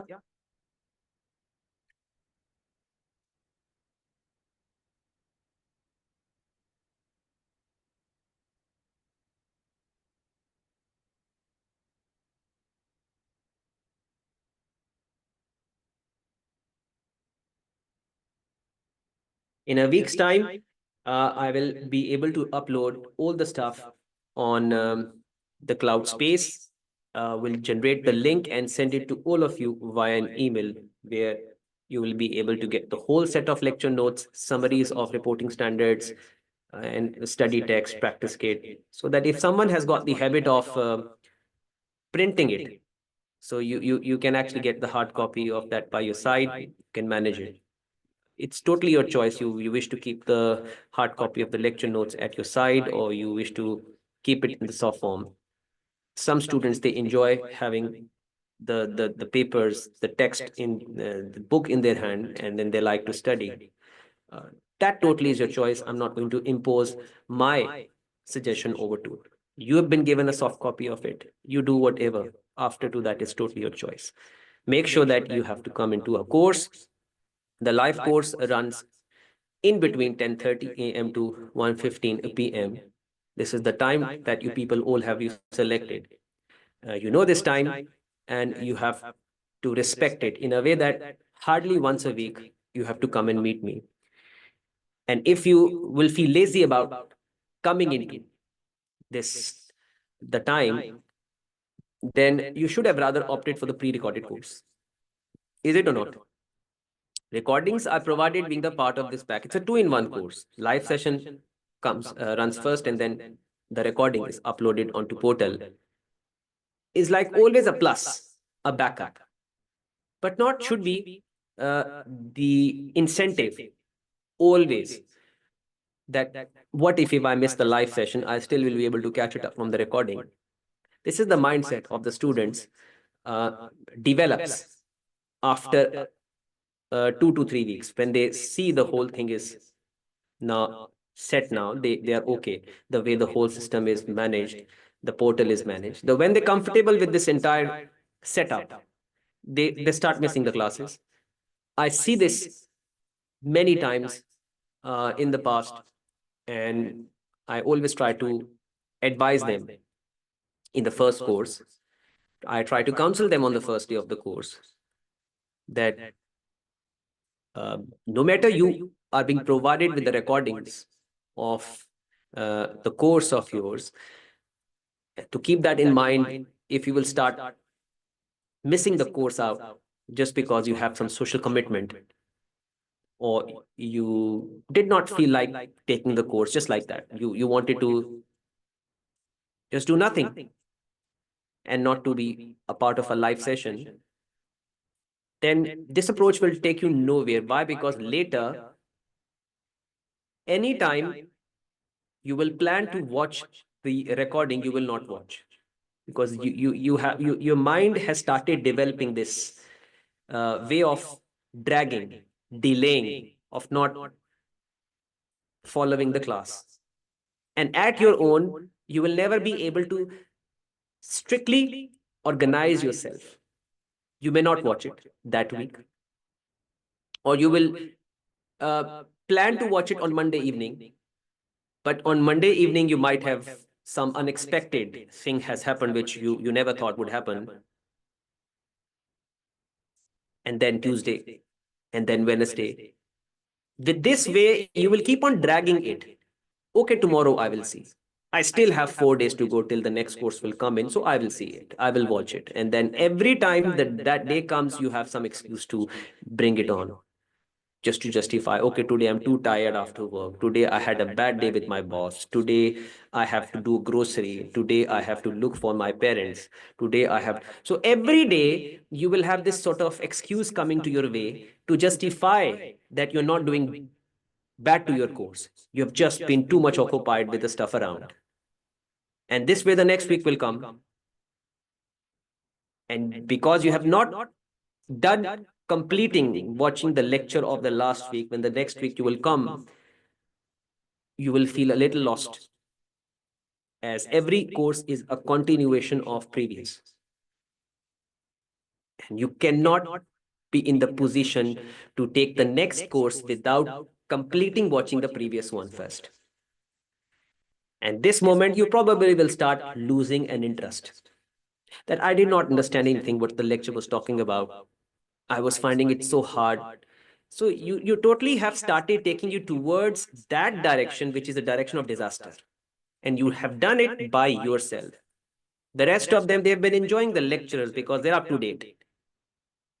They're coming into courses, they're participating, they're revising, they know what's going on. But you find yourself a little off the track, and you start feeling it like this course is not for me. And you'll probably think of missing it another session. By this way, you already have piled up the 2 sessions. And this way, again, you will keep on repeating this practice. I have seen many students, I'm not just making a story over here. I've seen many students in the past who they have done this. To them, and ultimately, they end up forfeiting, not going for the exam or trying to drag the course to the next exam sitting and then repeating this, because they start developing this habit. And once your mind is um, accustomed to this way of doing, you will never be wanting to get back to your live sessions ever after. And you will not even be catching it up from recordings. But you will have this sort of feeling that, okay, the lecturer is conducting the course. He has been providing everything on the portal. You will just feel happy that I have got everything. I've got everything in the bank. Lectures are there, recordings are there, but you are not accessing it. But you remain happy that everything is there. The courses are conducting, practices are uploaded, recordings are uploaded. Even if I'm not being the part of this batch, everything is there on the portal. One day I will go to access that. One day never comes in the life.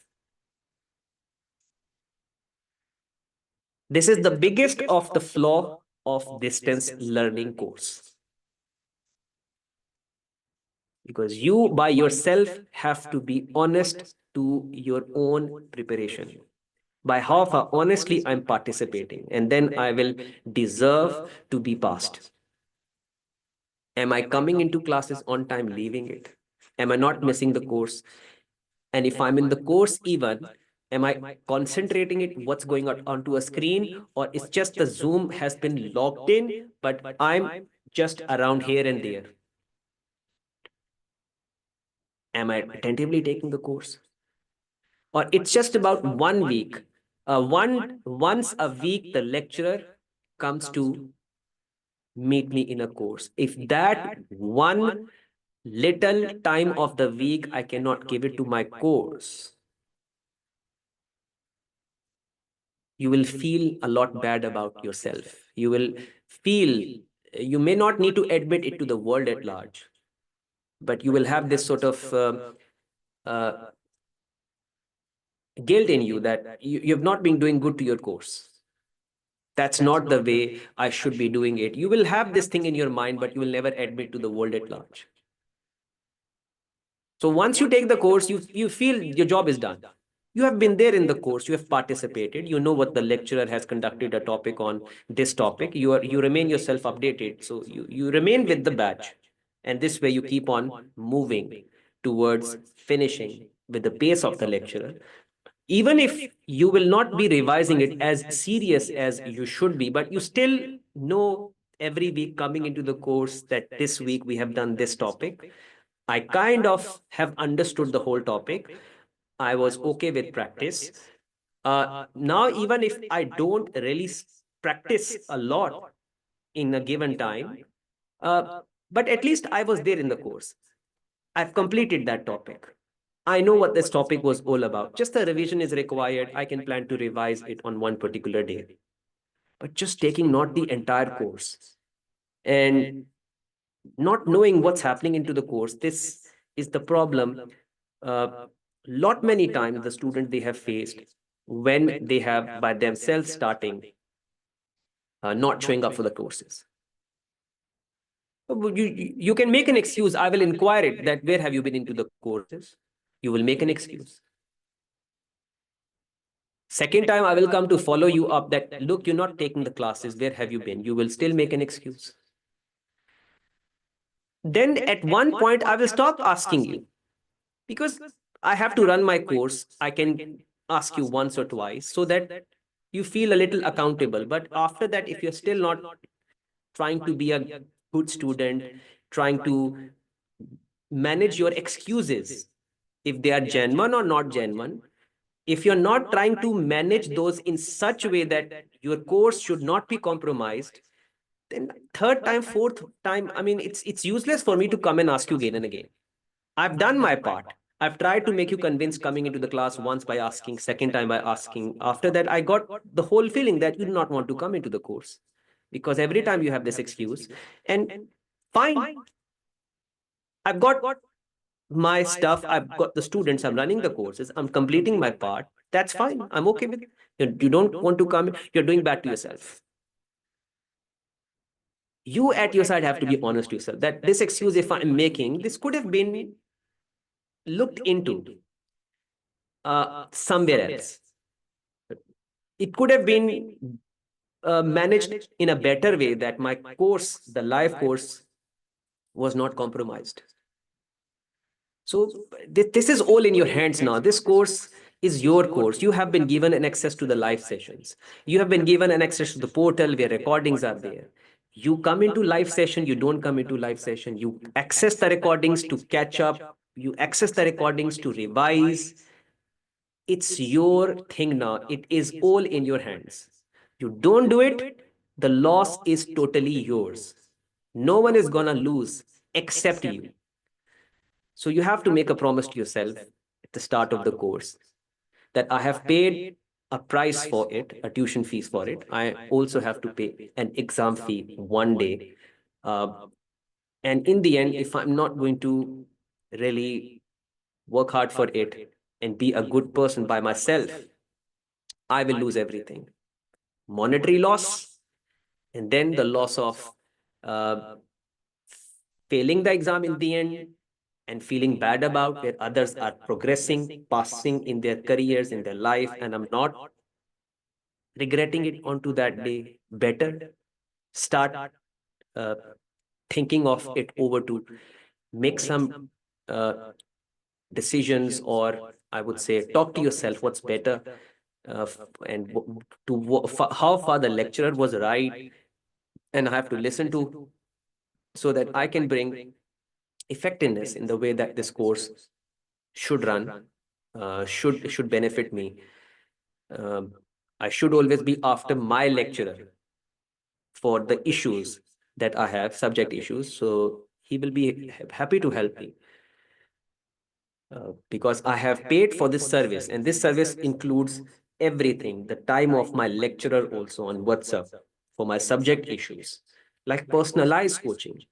You keep on asking me for the subject issues that you have. You don't get this liberty while you go to take a course at campus. The lecturer is present into the class for particular time, and then after that the lecture just vanishes away. They don't even share you the personal numbers. When I was in that mode of uh, I used to lecture in the classes physically, I mean the numbers were never shared. So once I'm in the class, the lecture is delivered, I'm gone. No relationship of a student and the lecturer afterwards. But in this whole way of digital learning, I mean, this is always been the selling point of ours, 24/7 tutor support on WhatsApp.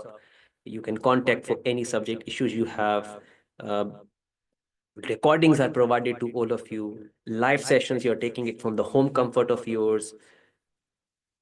You can't ask for more in this era of uh, technology that we are living in, and still you don't get the benefit out of it. Rather, you make it more lazy and feel it will backfire you. It's not going to help you if you're not going to take a benefit from.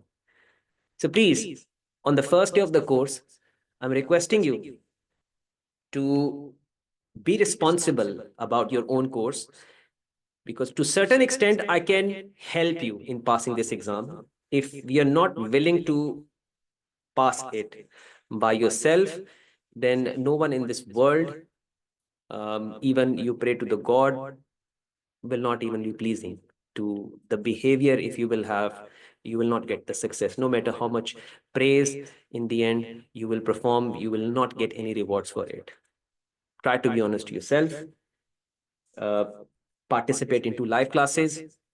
Any part of the lecture, if you have missed in the start 30 minutes, maybe the last 30 minutes, uh, you always have this comfort of catching it up from the recording, but just don't, without any serious reason, miss out the course. Without, emergencies can happen to anyone, unexpected events can happen to anyone, but they don't happen every day, every week.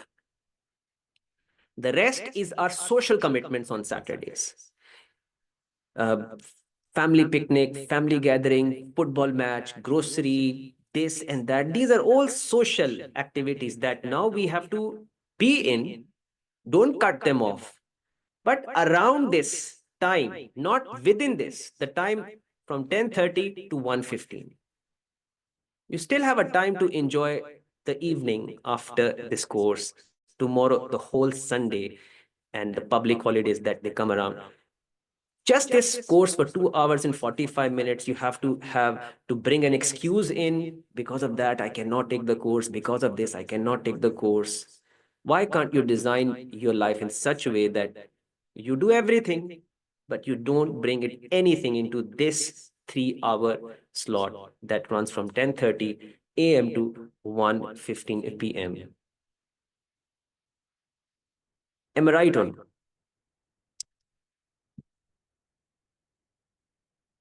So that is it for the course of today. We will be taking a start of the course of the FR as from the next week. The planning of the course I already have shared. When we will take a start of the course, it will be from the chapter number 5, tangible non-current assets. Since the chapter number 4 is an introduction 1, which has got uh, the content in regards to the preparation of financial statements. So when at the later stage we will prepare the financial statement, so it will automatically be touched, it will automatically be covered. This is from where we will take a start of the course from the next week on.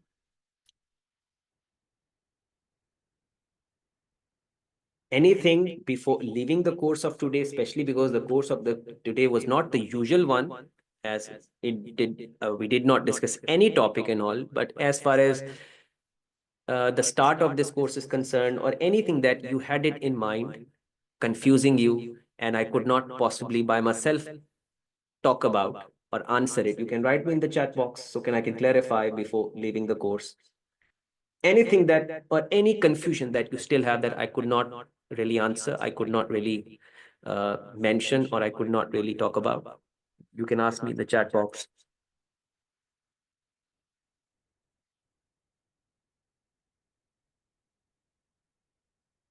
Okay, fine.